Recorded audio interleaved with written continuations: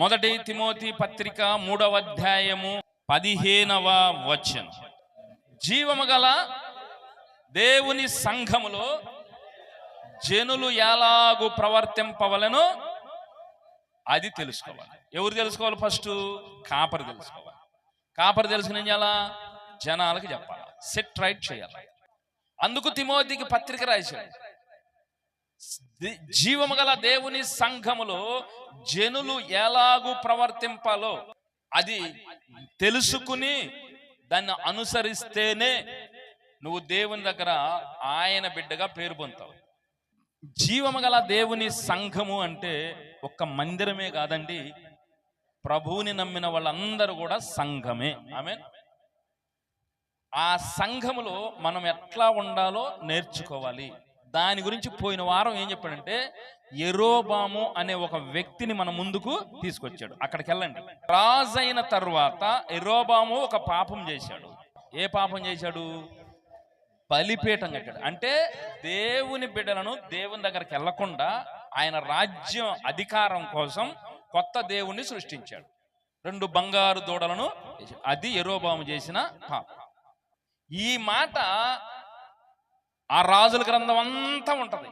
ఎవరైనా రాజు అయ్యాడనుకో ఆయన గురించి చెప్పేటప్పుడు ఈ మాట ఉంటది. చూడండి ఒక మాట, 2వ రాజుల గ్రంథం 3వ అధ్యాయం 3వ వచనం. ఇశ్రాయేలు వారు పాపం చేయుటకు కారకుడగు నెబాతు కుమారుడైన యెరోబాము చేసిన పాపములను విడువక చేయుచూనే వచ్చెను. 2 రాజులు 13:2.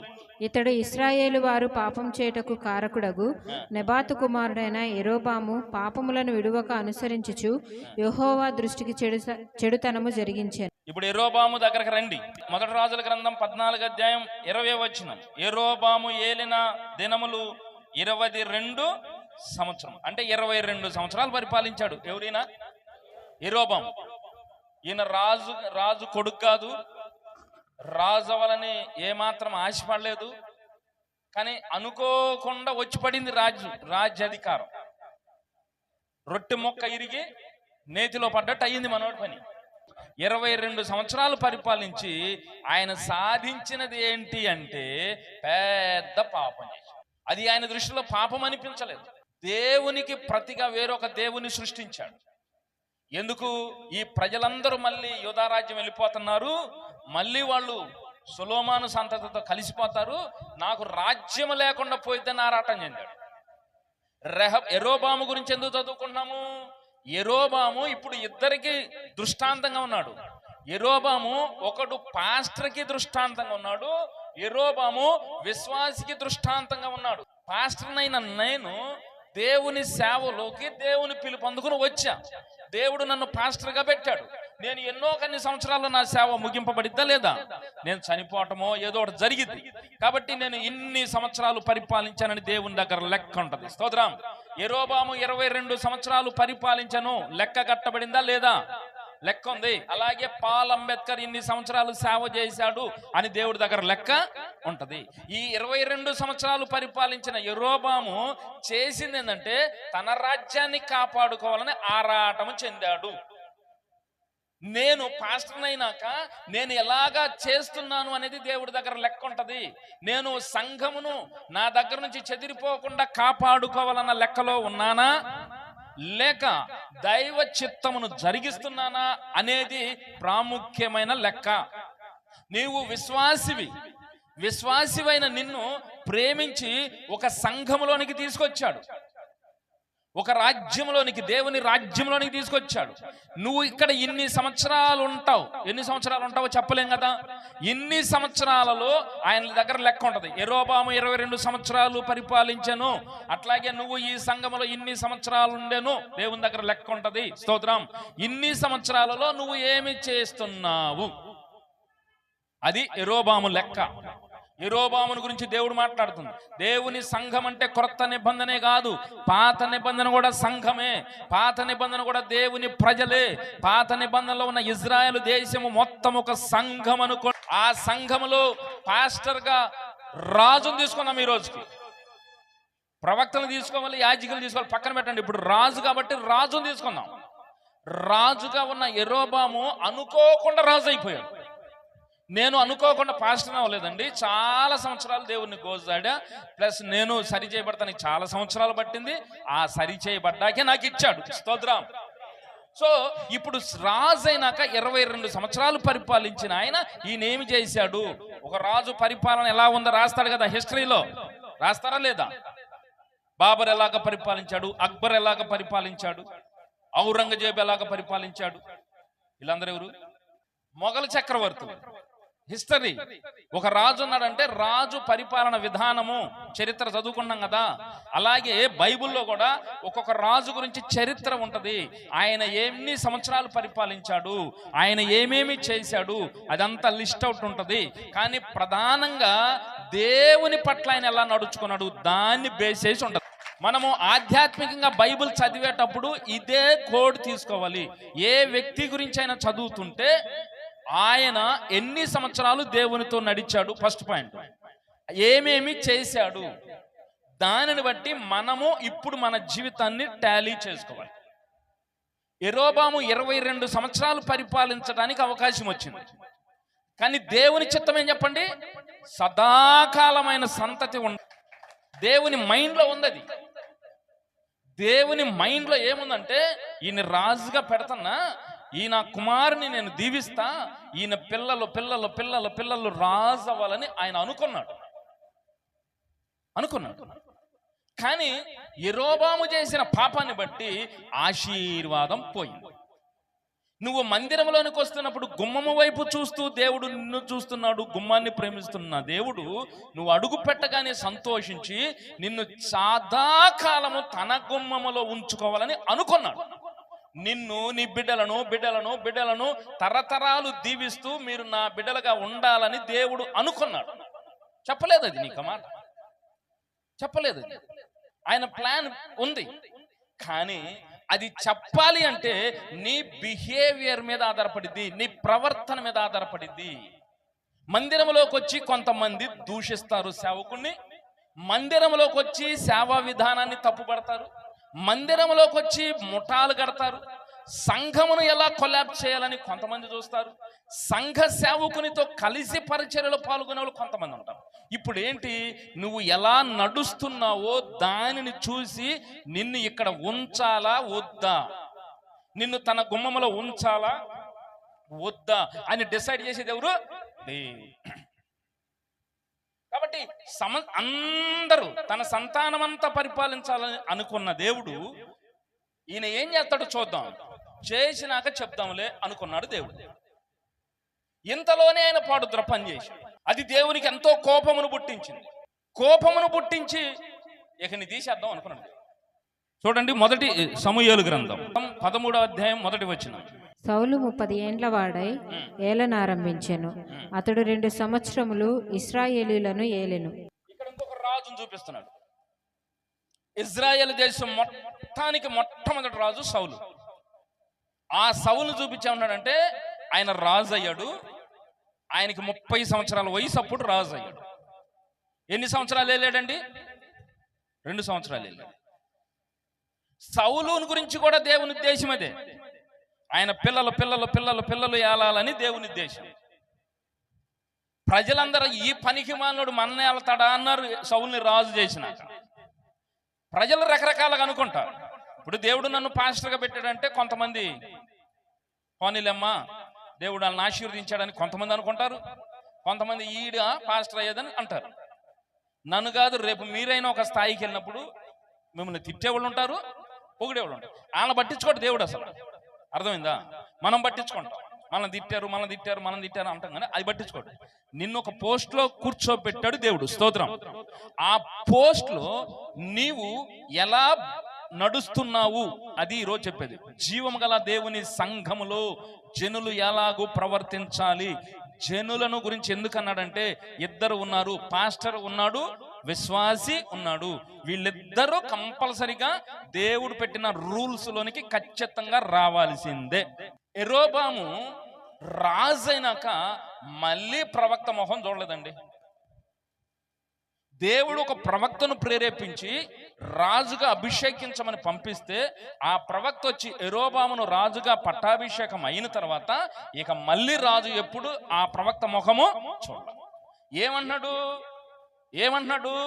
నన్ను రాజుగా పట్టాభిషేకం చెయ్యి, చాలు, అంతతో నీ పని అయిపోతుంది. ఎవరిని అన్నాడు? ప్రవక్తను అన్నాడు. నీ పనేదో నువ్వు చూసుకుని వెళ్ళిపో, నువ్వు పట్టాభిషేకం చెయ్యి. చాలా మంది ప్రార్థనా పరులు లోక సంబంధమైన పనులన్నీ చేస్తారు, కార్యక్రమాలప్పుడు, శుభకార్యాలప్పుడు, మిగిలిన కార్యాలప్పుడు. పాస్టర్ గారిని ఏమంటారంటే, ఏముందండి జస్ట్ ప్రార్థన చేసేయాలంటే చాలు, మిగతా అన్ని మేము చేసుకోవాలి, లేదా కూటం పెట్టాలండి, మిగతా అన్ని మేము చేసుకోవాలి. లోకస్తులు చేసినట్టే చచ్చిపోయిన వాళ్ళు ఫోటో పెడతారు, లోకస్తులు చేసినట్టే ఫోటోకి దండేస్తారు, లోకస్తులు చేసినట్టే వండినది కాస్త తీసుకుపోయి ఫోటో ముందు పెడతారు. ఈ పాస్టర్ గారు అంటే కుదరదు కదా, సీరియస్గా ఉన్న పాస్టర్ దగ్గర కుదరదు కదా. కాబట్టి ఏమన్నా, పాస్టర్ గారు మీరు తొందరగా వచ్చి ప్రార్థన ముగిస్తే చేయాల్సిన పనులు బోళ్ళు ఉన్నాయండి. రాజైన యెరోబాము అన్నాడు ప్రవక్తతో పట్టాభిషేకం చేయాలి, అది నీ డ్యూటీ కాబట్టి చెయ్యి. అది అయిపోయినాక నీతో సంబంధం లే, నువ్వు నా దగ్గరకు రావద్దు, నా పని నేను చేసుకున్నాను. చక్కగా మంచిగా రాజు అయ్యాడన్నారు. ఇజ్రాయెల్ ప్రజలు సంతోషించారు. ఆ సొలొమోను చేత నలిగిపోయాము, ఆయనకి మాకు చాలా దూరము, చాలా బాధలు పడ్డాము ఆయన దగ్గర. పోనీ దేవుడు ప్రేమించి మనకు దగ్గరలోనే ఒక రాజును పెట్టాడు, చాలు, ఇక మన బతుకులు తెల్లారితే హాయిగా ఉంటుందని అనుకున్నారు ఇజ్రాయెల్ ప్రజలు. కానీ ఈయనన్నాడు, మీకు తేలికైన పనే చేస్తానని చెప్పి అసలు దేవుణ్ణే కట్ చేసి పడేశాడు. చాలా మంది పాస్టర్లు సేవ చేస్తున్నారు, వాళ్ళు మెయిన్ వాళ్ళ సేవను కాపాడుకునే పనిలో పడ్డారు, వాళ్ళ సంఘాన్ని కాపాడుకునే పనిలో పడ్డారు. కాబట్టి వివిధమైన తంత్రములు చెబుతున్నారు. యెరోబాము తన రాజ్యమును కాపాడుకోవటం కోసం 2 బంగారు దూడలను చేయించాడు. అది యెరోబాము చేసిన పాపం. ఆ పాపం ఎక్కడ దాకా వెళ్ళింది చెప్పనా? ఇప్పుడు మనం చదువుకున్నామే, చివరి దాకా ఇంచుమించుగా 18 మంది రాజులు పరిపాలిస్తారు. యెరోబాము తర్వాత 18 రాజులు పరిపాలిస్తారు. ఆ రాజులందరూ ఆయన పద్ధతినే అనుసరించారు. తన రాజ్యం కాపాడుకోవాలని ఆడొక్క పాపం చేస్తే ఎంతమంది రాజులు దాన్ని ఫాలో అయ్యారు? ఇంచుమించుగా 18 మంది. ఈ 18 మంది కూడా అదే సిస్టమ్ను ఫాలో అయ్యారు. అందుకు ప్రతి రాజు అయినాక దేవుడు మాట్లాడాడు, నెబాతు కుమారుని తీసుకొచ్చాడు, యెరోబాముని తీసుకొచ్చాడు. అంటే ఆడేశాడు బాట కాబట్టి ఆ బాటలో మనం కూడా వెళ్తున్నాం. ఎప్పుడో ఒకప్పుడు అనాగరికంగా ఉన్నప్పుడు ఉన్నారు ప్రజలు, ఇప్పుడు నాగరికతగా డెవలప్ అయ్యారు, ఇప్పుడు జ్ఞానపరంగా డెవలప్ అయ్యారు, సాంకేతిక పరంగా డెవలప్ అయ్యారు. మళ్ళీ ఆ రోజులు కావాలంటున్నారు వీళ్ళు. కాబట్టి ప్రతి సందర్భంలో కూడా దేవుడు మాట్లాడింది, నెబాతు కుమారుడైన యెరోబాము చేసిన పాపము వల్లే వీళ్ళందరూ చేశారు. ఈ చేయటం వల్ల ఎంత దూరం వెళ్ళింది చూడండి. ఇజ్రాయేలీలను అషూరుకి చెరగ పంపించేశాడు దేవుడు. 200 సంవత్సరాలు చెరలో ఉన్నారు ఇజ్రాయేల్. ఒక మాట చెబుతా, ఇజ్రాయేల్ దేశం ఎన్ని రాజ్యాలు విడిపోయింది? 2 రాజ్యాలు. ఒకటి యూదా రాజ్యము, 2 ఇజ్రాయేల్ రాజ్యం. ఇజ్రాయేల్ రాజ్యమే యెరోబాము పరిపాలించిన రాజ్యం. యెరోబాము చేసిన పాపాన్ని బట్టి, ఆ పాపాన్ని వచ్చిన వాళ్ళందరూ అనుసరించబట్టి దేవునికి కోపం వచ్చి వాళ్ళను అషూరీయులకు అప్పచెప్పాడు. పోయి 200 సంవత్సరాలు వాళ్ళు చెరలో ఉన్నారు. వాళ్ళ దేశం వదిలిపెట్టి వెళ్ళిపోయారు. కనుక ఎప్పుడైనా సరే మనల్ని కాపాడుకోవాలి, మన ఆస్తిని కాపాడుకోవాలి, మన దాన్ని నేను కాపాడుకోవాలన్న తపన మీరు చెందారు అంటే అక్కడ ఖచ్చితంగా దేవునికి విరోధమైన చర్య ఒకటి ప్రారంభమైంది. కాకుండా యోబులాగా నా చుట్టూ కంచేయండి, నా కుటుంబం చుట్టూ కంచేయండి, నాకు సంబంధించిన వాటన్నిటి చుట్టూ కంచేయండి అంటే అప్పుడు దేవుడు కాపాడతాడు. స్తోత్రం. కానీ ఎప్పుడో తెలుసా, దేవుని చిత్తమును రోజు జరిగించే వాళ్ళ జీవితాల్లో జరుగుతాయి. యెరోబాము లాంటి వాళ్ళ జీవితాల్లో జరగవు. యెరోబాముకి ఏమైందంటే రోజు రోజు ఆయన బలం కొట్టేయబడుతుంది, రోజు ఆయనకున్న బలగం కొట్టేయబడుతుంది, రోజుకి ఆయనకున్న మనశ్శాంతి కొట్టేయబడుతుంది. ఎట్లా చెప్పనా, వాళ్ళ కుమారుని దేవుడు మొత్తాడు, వాళ్ళ కుమారుడికి జబ్బు పెట్టాడు. ఏముంది, నేను రాజుని, ఎంతమంది డాక్టర్లు లేరు, ఎంతమంది వైద్యం చేసేవాళ్ళు లేరు, వీళ్ళందరూ తగ్గించేస్తారు, ఏం కాదు అనుకున్నాడు. మొదట్లో ఎన్ని రకాల ప్రయత్నాలు చేసినా వ్యాధి తగ్గట్లా, తగ్గకపోగా పెరుగుతుంది, యెరోబాము అన్నాడు, ఈడు కాబట్టి ఇంకొక రాజు, ఇంకొక మంచి డాక్టర్ దగ్గర చూపిస్తా, అమెరికా డాక్టర్ చూపిస్తా. అక్కడ చూపించా, తగ్గపోగా పెరుగుతుంది. డాక్టర్లు ఆశ్చర్యపోయారు. ఈ వ్యాధికి కరెక్ట్ మెడిసిన్ ఇదేనండి, ఈ వ్యాధికి కరెక్ట్ డోస్ ఇదేనండి, దీనికి మించిన మెడిసిన్ కూడా వాడేమండి, మరి ఈ వ్యాధి తగ్గట్లేదు, పెరుగుతుంది ఏందండి, మాకు అర్థం కాలేదు. అలెగ్జాండర్ నా కింద పెద్ద వైద్యులు బృందం ఉంది అనుకున్నాడు. ఒక దోమ కుడితే జ్వరం వచ్చి చచ్చిపోయాడు. దోమ కుడితే చచ్చిపోయాడు. జాగ్రత్త, దోమను కుట్టించుకోమాకండి. స్తోత్రం చెప్పండి.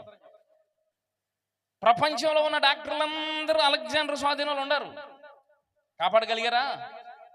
ఇప్పుడు ఈయన కూడా అన్నాడు, బోల్డ్ మంది డాక్టర్లు ఉన్నారండి, మా అబ్బాయికి వచ్చిన జ్వరం తగ్గడం పెద్ద విషయం ఏముంది అనుకున్నాను. ఎన్ని రకాల మెడిసిన్ వాడినా, ఎన్ని రకాల ట్రీట్మెంట్ జరిగినా వ్యాధి తగ్గకపోగా వ్యాధి పెరుగుతుంది.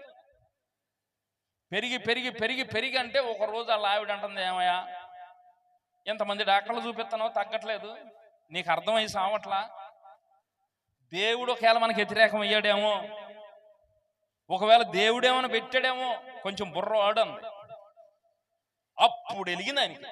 ఆమె అప్పుడు వెలిగి అప్పుడు అన్నాడు,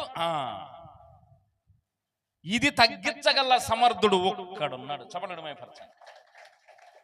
ఇది తగ్గించగల సమర్థుడు ఎవరైనా? మొదట నన్ను అభిషేకించిన ప్రవక్త. మొదట నన్ను రాజుగా అభిషేకించాడే అహియా ప్రవక్త. ఆ ప్రవక్త దగ్గరికి వెళ్తే గానీ అసలు రోగం కుదరదన్నాడు. దేశం అంతా తిరుగుతాం, దేవుని దగ్గరకు రాము. నానా తిప్పలు పడతాం, దేవుని దగ్గరకు రాము. బాగా సీరియస్ మ్యాటర్ అయితే అప్పుడు దేవుడు గుర్తుకొస్తాడు. బలం ఉన్నప్పుడు దేవుడు గుర్తురాడు, బలగం ఉన్నప్పుడు దేవుడు గుర్తురాడు, ఆరోగ్యం ఉన్నప్పుడు దేవుడు గుర్తుకురాడు. అన్ని పోయినాక దేవుడు గుర్తుకొస్తాడు. సరే, అప్పుడైనా సరే నా దగ్గరకు రమ్మని దేవుడు అన్నాడు. ఈడు డైరెక్ట్కి వెళ్తే దేవుడు కనికరించబడే. స్తోత్రం చెప్పండి. ఈడు నిజంగా ఇక అహియా ప్రవక్తే స్వస్థపరుస్తాడని నమ్మి ఈయన నిజంగా వెళితే స్వస్థత వచ్చేదేమో. కానీ ఈయన ఏం చేశాడంటే, ఈయన వెళ్ళకుండా ఈయన భార్యను పంపాడండి. ఈయన భార్య మారు వేషములు వెళ్ళింది. యెరోబాము భార్య అన్నట్టు వెళ్ళలేదు, మారు వేషం వేసుకుని వెళ్ళింది. వివిధమైన అలంకరణలు వేసుకుని, కళ్ళకు కాటుకు పెట్టుకుని వికారంగా తయారై వెళ్ళింది. ఎక్కడికి వెళ్ళింది? ప్రవక్త దగ్గరికి వెళ్ళింది. ఎందుకు వెళ్ళింది? పిల్లోడికి జబ్బు చేసింది. నా తర్వాత రాజు అవుతావు అనుకున్నానరా, నువ్వేమో సచ్చేట్టు ఉండవు, నిన్ను చూస్తే నేను చచ్చిపోతున్నాను. ఇప్పుడు ఎట్టా నిన్ను బతికించుకోవాలి? కాబట్టి నాకు ఆ ప్రవక్త దగ్గరికి వెళ్ళటం ఇష్టం లేదు, కానీ నీ కోసం నేను వెళ్తా, నేను కాదు మిమ్మల్ని పంపిస్తానని పంపించాడు. ఆమె కూడా మారు వేషం అవుతుంది. ఆమె చెప్పొచ్చుగా, ఏమండి చేసిన పాపం కడుక్కోవడానికి అవకాశం దేవుడు ఇచ్చాడేమో, నువ్వు పోరాదు, నువ్వు పోయి ఆయనతో మాట్లాడితే ఒక సమస్య కొలుక్కొచ్చింది కదా అని చెప్పాలి కదా. కొంతమంది తప్పులు కప్పిపుచ్చేవాళ్ళు కొంతమంది ఉంటారు. మారు వేషం వేసుకుని వచ్చింది. ఆ ప్రవక్త పరిస్థితి ఏంది? కళ్ళు రేవు, ముసలోడు అయిపోయాడు, కళ్ళు కనపడతల్లా. ప్రవక్త ఒకడే ఉంటాడు, ఎవరు లేరు ఆ ఇంట్లో, కళ్ళు కనపడతల్లా. బాగా ముసలోడు, నిండు పండు వృద్ధాప్యంలో ఉంటాడు. ఆమె లోపలికి వస్తుంది, స్వరం మార్చింది, వాయిస్ మార్చింది. ఎప్పుడో 22 సంవత్సరాల క్రితం చూశాడు, ఇప్పుడు ఏమైనా గుర్తుపడతాడు వాయిస్? మళ్ళీ ఎందుకు డొంక తిరుగుడు వాయిస్ మార్చి మాట్లాడతా అంటుంది. మళ్ళీ మామూలుగా మాట్లాడితే గుర్తుపడతాడేమోనండి. ఆ మట్ట గడపలో ఒక అడుగు పెట్టగానే ఆయన బొండుకున్నా అంటున్నాడు, యెరోబాము భార్య అన్నాడు. గుండె బయలిపోయింది ఆమెకి. ముసలోడు కళ్ళు కనపడతలేదు, బుడ్డెత్తుకున్నాడు, అగ్గి పెట్టెత్తుకున్నాడు, తడుగు చూసుకుంటున్నాడు. నన్ను ఎట్ట పసిగట్టాడు వీడు? ఆమేన్. ప్రవక్త కాదు, దేవుడు. ఆమేన్.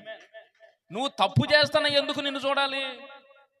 నువ్వు దేవుడు నాకు వద్దని దూరంగా పోతున్నా దేవుడు ఎందుకు చూడాలి నిన్ను? 22 సంవత్సరాలు పోయారు కదా దూరంగా, దేవుడు అక్కర్లేదని లగ్జరీ బతుకు అలవాటు పడ్డారు కదా, రాచరికానికి అలవాటు పడ్డారు కదా, తాము కోరుకున్నదల్లా అనుభవిస్తూ తిరిగారు కదా. తిరిగిన వాళ్ళని ఇలా దేవుడు ఎందుకు గుర్తుపెట్టుకోవాలి?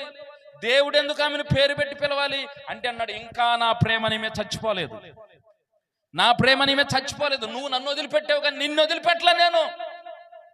శాశ్వతమైన ప్రేమతో నేను నిన్ను ప్రేమిస్తున్నా. నువ్వు తప్పులు చేయొచ్చు, నాకు కోపం పుట్టించవచ్చు, నన్ను ఇబ్బంది పెట్టవచ్చు, కానీ నాకు ఆ కాలంలో కోపం వచ్చింది, కానీ నీ మీద ప్రేమ ఉంది. అందుకే నువ్వు అడుగు పెట్టగానే దేవుడు పిలుస్తున్నాడు యెరోబాము భార్య. స్తోత్రం, హల్లెలూయా. నువ్వు చెయ్యి వదులుకొని వెళ్ళిపోతున్నావండి, దేవుని చెయ్యి వదిలిపెట్టి. దేవుడు నీ చెయ్యి వదలతల్లా, దేవుడు నీ చెయ్యి పట్టుకోవడానికి రెడీగా ఉన్నాడు. నువ్వు పాపము వైపు పరిగెడుతున్నావు, అధికారం వైపు పరిగెడుతున్నావు, అనవసరమైన తగిలించుకుంటున్నావు, వాళ్ళకి ప్రార్థన చేసి తల మీద పెట్టుకుంటున్నావు. అవసరమా నీకు అది? దేవునికి వ్యతిరేకమైన పనులు చేయకూడదు మందిరంలో. నీ పని ఏందో నువ్వు గమనించాలా. సంఘం మీద పెత్తనాలు చేయమాకండి, సంఘమును పాడు చేయమాకండి, గలిబిలి చేయమాకండి. యెరోబాము ఎంత పాపం చేశాడు, అది అంత పాపం అయింది. యెరోబాము భార్య అన్నాడు. ఆమె ఆశ్చర్యపోయింది. నిజంగా కొద్దో గొప్ప పశ్చాత్తాపడే గుణం ఉంటే, కొద్దో గొప్ప మంచి మనసాక్షి బిడ్డకుంటే కాలమే పడి, నానా నేను చేసిన చాలా తప్పు నానా, కానీ నా పేరు మర్చిపోలేదు. నువ్వు 22 సంవత్సరాలు మీ ముఖం చూడలేదు నాన్న, అయినా నువ్వు నన్ను మర్చిపోలేదు అని కాళ్ళు పట్టుకుని గోజాడి ఏడ్చేది. పశ్చాత్తాపంతో కాళ్ళు కడిగేదండి. మంచి మనస్సాక్షి లేదు. అందుకు మొదటి అధ్యాయం చెప్పాను నేను, పవిత్రమైన హృదయం నుండి మంచి మనస్సాక్షి కావాలి. నువ్వు క్రైస్తవుడు కావాలంటే ప్రార్థనకి వెళ్తే సరిపోదు, నువ్వు క్రైస్తవుడు కావాలంటే బాప్తిసం పొందితే సరిపోదు. పవిత్రమైన హృదయం రావాలి, మంచి మనస్సాక్షి రావాలి. ఇన్ని సంవత్సరాలు అయిందే ఈయన దగ్గరకు వచ్చి ఈయన నా పేరెట గుర్తుపెట్టుకున్నాడు. దేవుడు ఎంత ప్రేమిస్తాడో తెలుసా బిడ్డ? నువ్వెవరువో తెలియకుండా, నీకు అర్హత ఉందో లేదో తెలియకుండా, అవి ఏమి పట్టించుకోకుండా నిన్ను తీసుకొచ్చి రాజుగా పెట్టాడు. దేవుని మందిరం నుండి అర్హత మీకు కానీ నాకు కానీ ఉందా? ఆయన ఎంత పరిశుద్ధుడు. అంత లాస్ట్ మూమెంట్ లో కూడా దేవుడు అవకాశం ఇచ్చాడండి. చివరి టైంలో వాళ్ళకు ఒక అవకాశం ఇచ్చాడు. అందుకు యెరోబాము భార్య అని పిలిచాడు. అమ్మా, నువ్వు నన్ను మర్చిపోయావురా, నువ్వు నాకు దూరంగా వెళ్ళిపోయావురా, కానీ నిన్ను మర్చిపోలేదమ్మా నేను. ఒక్కసారి నువ్వు దేవునికి పరిచయం అయితే మిమ్మల్ని మర్చిపోడండి, కానీ మీరెందుకు లేనిపోయిన నెత్తిమే పెట్టుకుంటున్నారు? ఇంతమందిలో మిమ్మల్ని పేరు పెట్టి పిలుస్తా, ఈ కొద్ది మందిలో. స్కూల్ మాస్టర్స్ ఎన్ని సంవత్సరాలైనా వాళ్ళ విద్యార్థులను పేర్లు పెట్టి పిలుస్తాడు. ఒరే, మనం ఎప్పుడో చదివే మాస్టర్కి మన పేరు గుర్తుందని ఆశ్చర్యపోతారు పిల్లలు. కోటాను కోట్ల మంది ప్రజలండి, లెక్కలేనంత విస్తారమైన ప్రజలు. ఆ ప్రజల్లో ఈ క్షణంలో ఎంతమంది ప్రార్థన చేస్తుంటారు, ఎంతమంది మంచి వాళ్ళు ఉంటారు, ఎంతమంది గొప్ప వాళ్ళు ఉంటారు. నన్ను పాల్ అంబేద్కర్ అని పిలుస్తున్నాడంటే ఆయన ప్రేమ గొప్పదా కాదా? ఆయన మనల్ని చూస్తున్నాడా లేదా? నిన్ను పేరు పెట్టి పిలుస్తున్నాడంటే నిన్ను చూస్తున్నాడా లేదా? నువ్వు పడుతున్న బాధను చెప్పాడంటే నిన్ను చూస్తున్నాడా లేదా?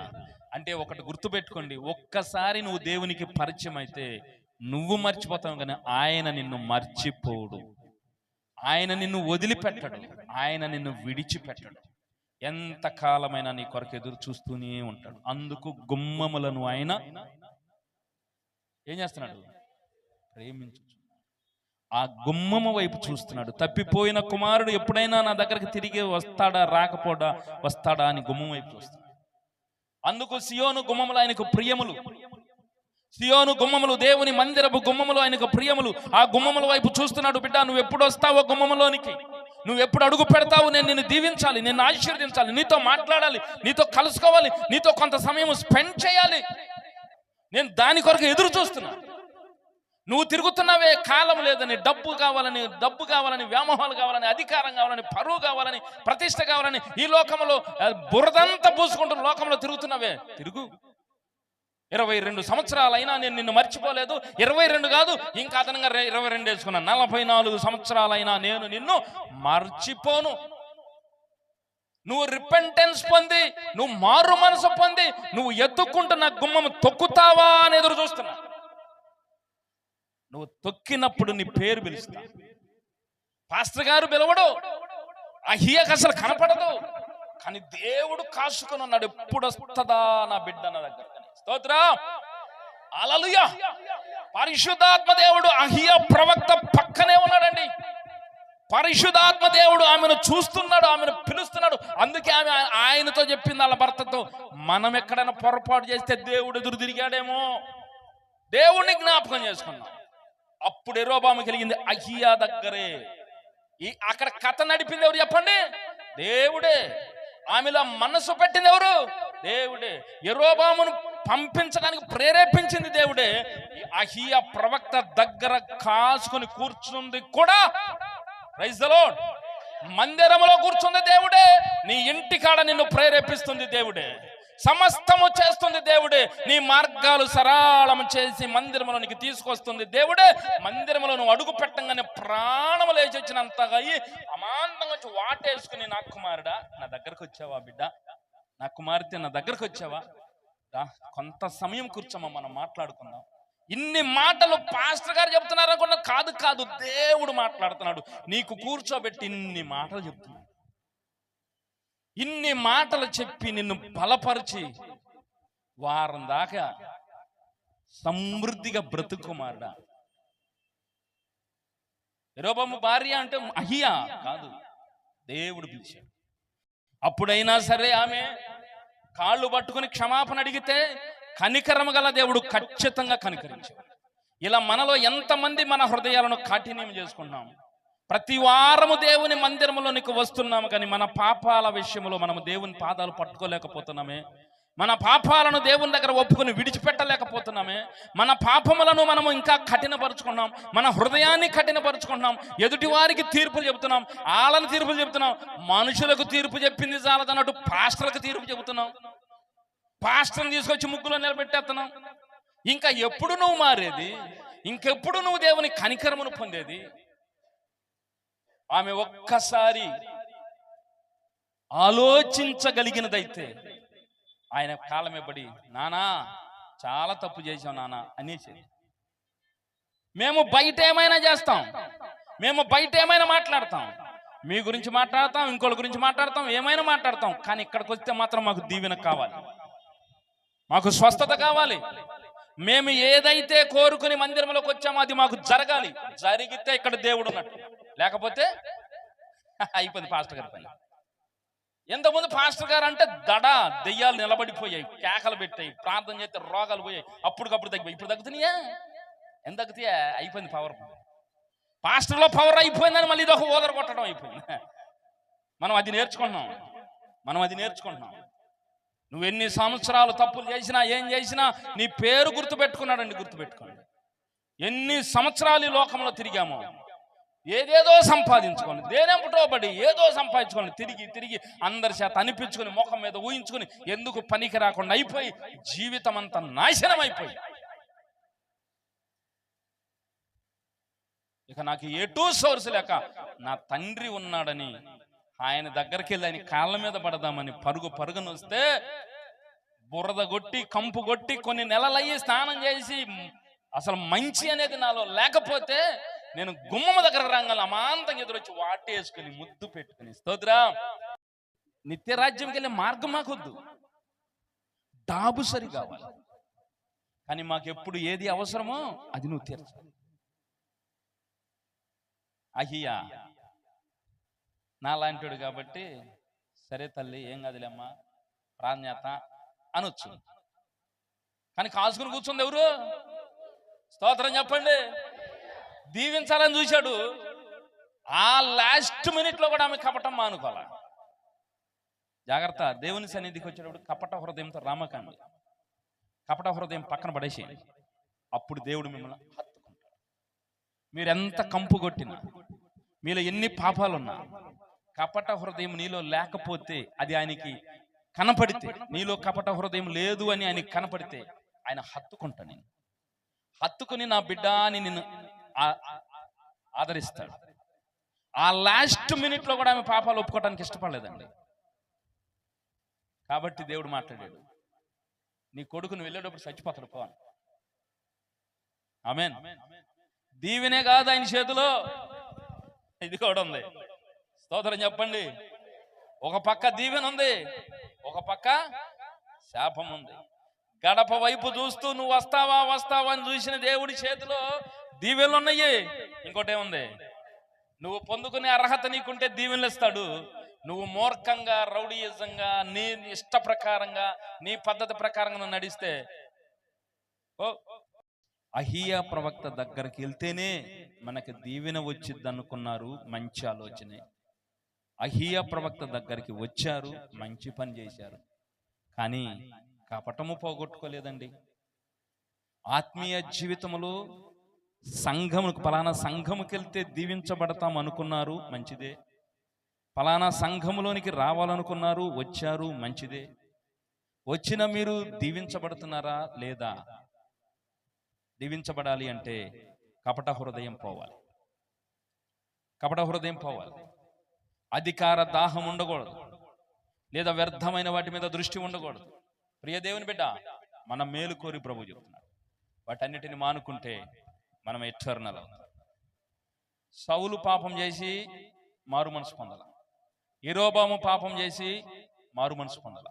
కానీ దావీదు పాపం చేసి మారు మనసు పొందాడు. ఆమేన్. రాత్రి మగలు దేవుని దగ్గర కూర్చున్నాడు. చప్పట్లు కూడా మేపరుద్దామా? కాబట్టి దేవుడు ఏం చేశాడు? దావీదుని 1000 తరముల వరకు కృప చూపించాడు.